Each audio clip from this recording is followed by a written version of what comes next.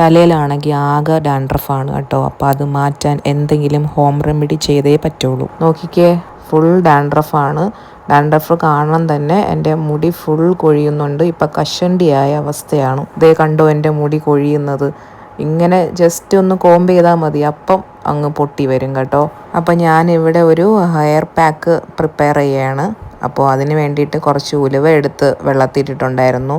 8 മണിയൊക്കെ ആയപ്പോഴേ എടുത്തിട്ടിട്ടുണ്ടായിരുന്നു കേട്ടോ. അപ്പം ഒരു 12 മണിയൊക്കെ ആയപ്പോഴത്തേക്ക് നല്ലപോലെ കുർന്ന് കിട്ടിയിട്ടുണ്ട്.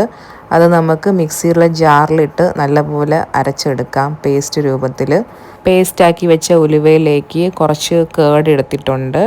ഇത് അമ്മ മോര് ഉണ്ടാക്കാൻ വേണ്ടിയിട്ട് മാറ്റി വെച്ച കേടാണ് കേട്ടോ. അത് ഞാൻ ഇങ്ങനെ അടിച്ചു മാറ്റി. അപ്പോൾ ഈ പേസ്റ്റാക്കി വെച്ച ഉലുവയിലേക്ക് കേടും കൂടെ ആഡ് ചെയ്ത് കൊടുക്കാം കേട്ടോ. എന്നിട്ട് നല്ലപോലെ മിക്സ് ചെയ്തെടുക്കാം. അപ്പോൾ ഹെയർ പാക്ക് തയ്യാറായിട്ടുണ്ട്. ഈ റെമഡി ഒന്ന് ട്രൈ ചെയ്ത് നോക്കാം കേട്ടോ. ഡാൻഡ്രഫ് കുറയോ ഇല്ലേ എന്ന് നോക്കാം. എൻ്റെ ലക്ഷ്യം വീക്ക്ലി ട്വൈസ് ഒന്ന് ചെയ്ത് നോക്കാനാണ്. അപ്പോൾ നോക്കട്ടെ, നല്ലപോലെ ഡാൻഡ്രഫ് ഉള്ളത് കൊണ്ട് ഒന്ന് കുറയോ ഇല്ലേ എന്ന് നോക്കാം. അങ്ങനെ ഉലുവ പാക്ക് അപ്ലൈ ചെയ്ത് കഴിഞ്ഞ് 1.5 മണിക്കൂർ ഒക്കെ ആയപ്പോഴത്തേക്ക് ഞാൻ ഹെയർ വാഷ് ചെയ്ത് കളഞ്ഞു. ഷാമ്പു വെച്ചിട്ടാണ് കേട്ടോ. എനിക്ക് ഒരു വ്യത്യാസം തോന്നി, കാരണം ചോറിൻ്റെ അപ്പോഴത്തേക്കും ഡാൻഡ്രഫ് ഒന്നും കാണാനില്ല. വീക്ക്ലി ട്വൈസ് ട്രൈ ചെയ്ത് നോക്കാമെന്ന് വിചാരിക്കണം.